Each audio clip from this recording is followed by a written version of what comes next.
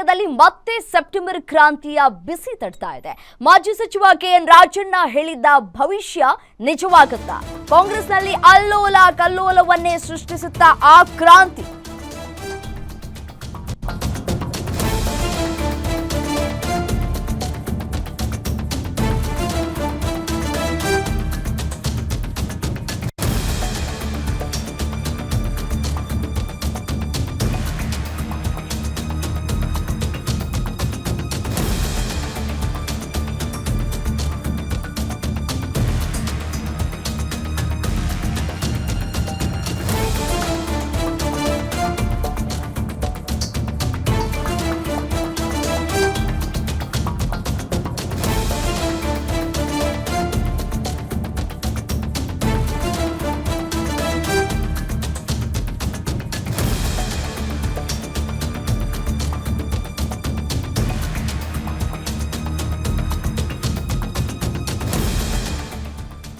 ಕಾಂಗ್ರೆಸ್ನಲ್ಲಿ ಅಲ್ಲೋಲ ಕಲ್ಲೋಲವನ್ನೇ ಸೃಷ್ಟಿಸುತ್ತಾ ಸೆಪ್ಟೆಂಬರ್ ಕ್ರಾಂತಿ.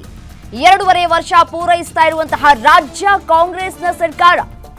ಇದೇ ಸಂದರ್ಭದಲ್ಲಿ ರಾಷ್ಟ್ರೀಯ ಕಾಂಗ್ರೆಸ್ ಕಾರ್ಯಕಾರಿಣಿ ಸಭೆಯನ್ನ ನಡೆಸಲಾಗುತ್ತೆ. ಬಿಹಾರದ ಪಾಟ್ನಾದಲ್ಲಿ ನಾಳೆ ನಡೆಯಲಿದೆ ಸಿಡಬ್ಲ್ಯೂಸಿ ಸಭೆ.